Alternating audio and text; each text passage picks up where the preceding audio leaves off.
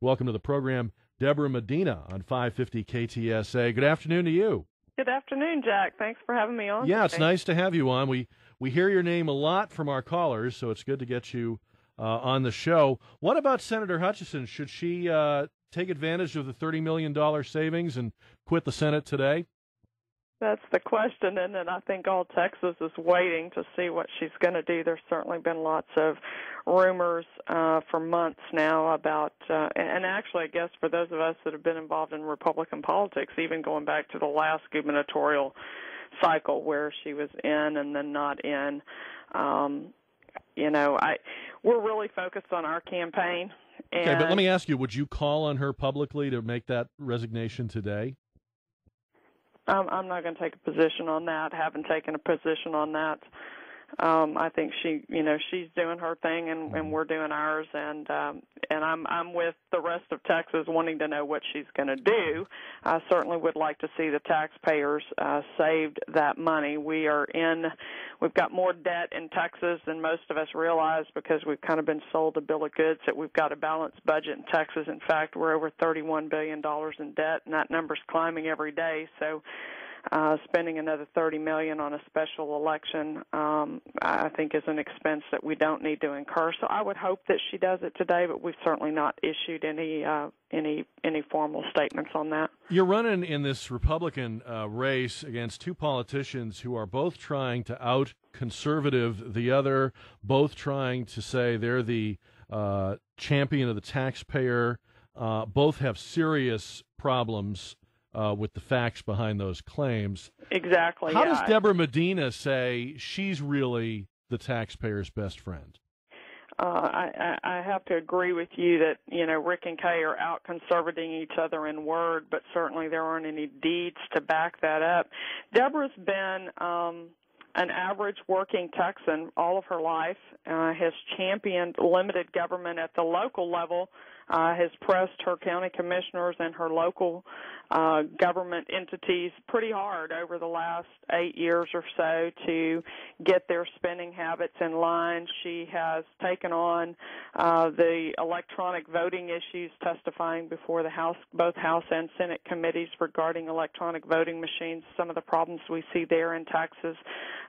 She challenged the Republican Party, which was a tough thing to do. Local county chairman taken on the Republican Party in the last cycle when she saw them violating the Texas election code and the way that they conducted their state convention. So there's lots of evidence in my life that I have put my money where my mouth is and lived. The fruit of my life is going to reflect that I have lived by those political values that I champion and have been working on for nearly 20 years now. All right, 1212 on 550 KTSA. We are talking with Republican candidate for governor, Debra Medina. You can join the conversation right now at 599-5555. I know one of the things you are championing is the elimination of all property taxes in Texas. That's a huge piece of the tax burden for Texans. How would you make that work in terms of the necessary revenue to operate the state? I think we've got to recognize that taxes are a burden on the economy, and there's lots of information that says the property tax is about the poorest loaded burden that you can carry. More properly loading the economy is through a consumption or a sales tax. We've got a study Texas Public Policy Foundation put out in April that says, in fact, if we would eliminate property tax and do a revenue neutral, that means change our sales tax so that it generates dollar for dollar the same dollars that the property tax was generating in this state, we'd actually see net personal income increase $3 billion with a B in the first year, and we'd add 125 to 175,000 new jobs in Texas over the course of the first 3 to 5 years. So we are pushing hard for the complete elimination of property tax. We believe it is a bad tax for our economy, and replacing that tax with a broader-based sales tax.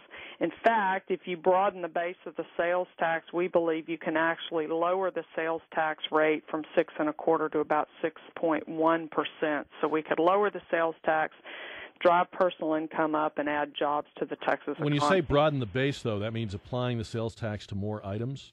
Correct. Yeah, there are about, across the United States, there are roughly 168 items that are taxed in at least one state. Currently, Texas taxes only about half of those. So we're talking about things like manicures and pedicures and things that may be taxed in another state that we don't currently tax in Texas. I would think if you just taxed the manicures in Dallas, you probably could make up the money right there.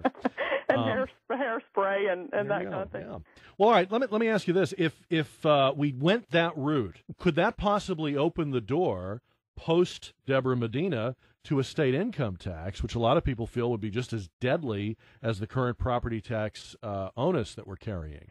Well, I tell you, I certainly would fight against that. I think that's something that Texas always has to be on guard for. You know, legislatures adopt taxing measures, and there are three primary means by which states garner their revenue: sales tax, property tax, and income tax. Texas has historically stood strong against that. I certainly would want to continue to do that. But I believe that two elements essential to man's freedom are private property ownership and gun ownership.